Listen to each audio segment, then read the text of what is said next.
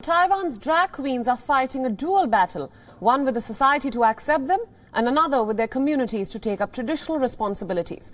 Our next report has more. This is a bar in Taiwan's capital city. But this isn't an ordinary bar. A 28-year-old indigenous drag queen opens the night with a long wavy wig and a silk tasseled dress. An American pop song starts with a roar, but the audience has come for the drag queen performance. But Taiwan was not this accepting towards the drag queen community.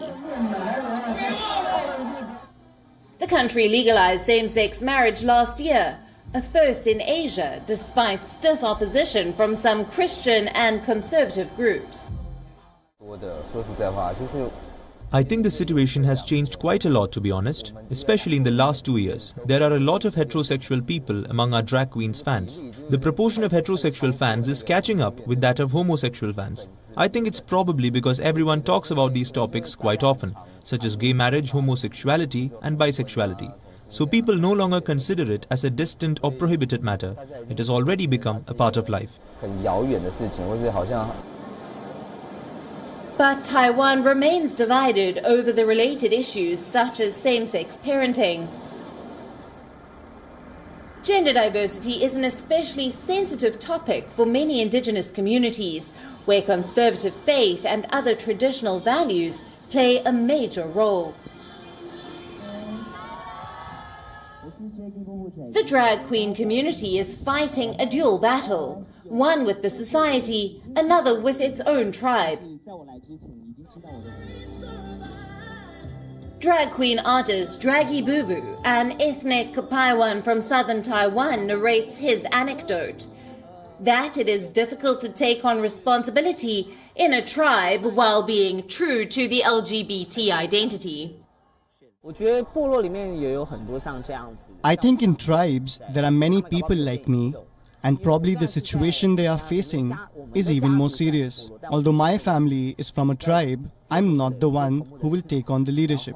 But I know someone who's the big brother and he happens to be gay.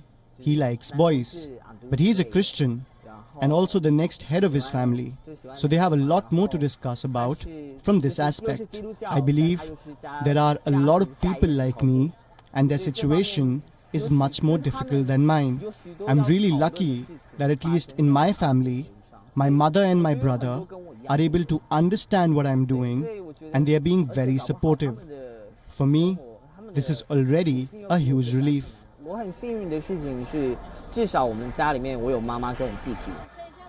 But he says he doesn't necessarily feel trapped and desperate. Instead, he's hoping for more dialogue to fight for understanding in the society.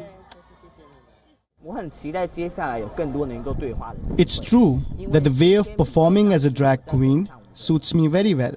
I can express what I want to say, my identity and the qualities in me which are rejected by others. And I can perform in a completely comfortable, free and happy state.